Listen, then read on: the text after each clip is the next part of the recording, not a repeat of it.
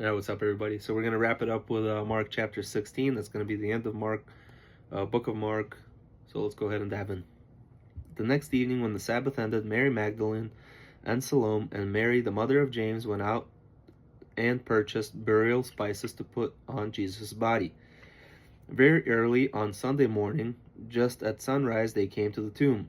On the way there, they were discussing who would roll the stone away from the entrance to the tomb.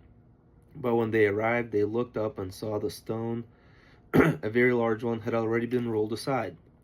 So the issue was with that, as you can see, they rolled the stone in front of it, and then in the book of Matthew, they kind of go into deeper detail about what happened, right? So the Pharisees came to Pilate again, and they're like, hey, we're kind of worried that these disciples of Jesus might come and steal his body.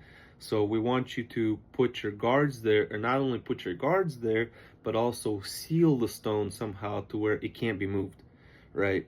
It doesn't mention it here in Mark, but in Matthew it does. So that's why they were just like, how's the stone going to get moved? But when they come there, they see that the stone is already moved.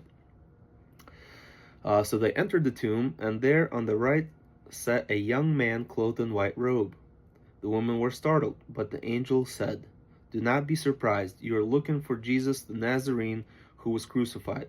He isn't here. He has been raised from the dead. Look, this is where they laid his body. Now go and give this message to his disciples, including Peter. Jesus is going ahead of you to Galilee. You will see him there, just as he told you before he died." The women fled from the tomb, trembling and bewildered, saying nothing to anyone because they were too frightened to talk. So here in Mark, we have a shorter ending of Mark and then a longer ending of Mark.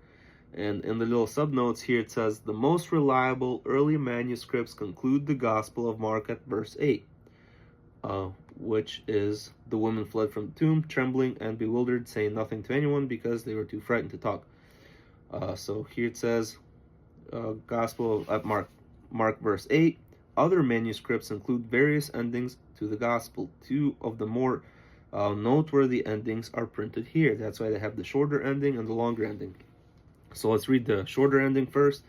Then they report all these instructions briefly to Peter and his companions. Afterwards, Jesus himself sent them out from east to west with the sacred and unfailing message of the salvation that gives eternal life. Amen. That is the shorter version.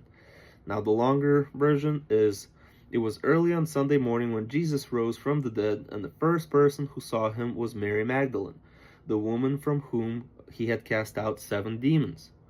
She went and found the disciples who were grieving and weeping, but when she told them that Jesus was alive and she had seen him, they didn't believe her. Afterwards, he appeared to two who were walking from Jerusalem into the country, but they didn't recognize him at first because he had changed his appearance. When they realized who he was, they rushed back to tell the others, but no one believed them. Still later, he appeared to the 11 disciples as they were eating together. He rebuked them for their unbelief, their stubborn refusal to believe those who had seen him after he had risen. And then he told them, "Go into all the world and preach the good news to everyone, everywhere. Anyone who believes and is baptized will be saved, but anyone who refuses to believe will be condemned. These signs will accompany those who believe. They will cast out demons in my name. They will speak in new languages or in tongues. They will be able to handle snakes with safety, and if they drink anything poisonous, it will not hurt them, They will be able to place their hands on the sick and heal them." When the Lord Jesus had finished talking with them, he was taken up into heaven and When the Lord Jesus had finished talking with them, he was taken up into heaven and sat down in a place of honor at God's right hand. And the disciples went everywhere and preached, and the Lord worked with them, confirming what they said by many miraculous signs. Anyways, guys, so that is conclusion of the book of Mark. Next, we'll be jumping into the book of Luke. So we have 2 more books of the gospel after this, and then after that we're gonna go into the book of Acts and different letters that different apostles wrote.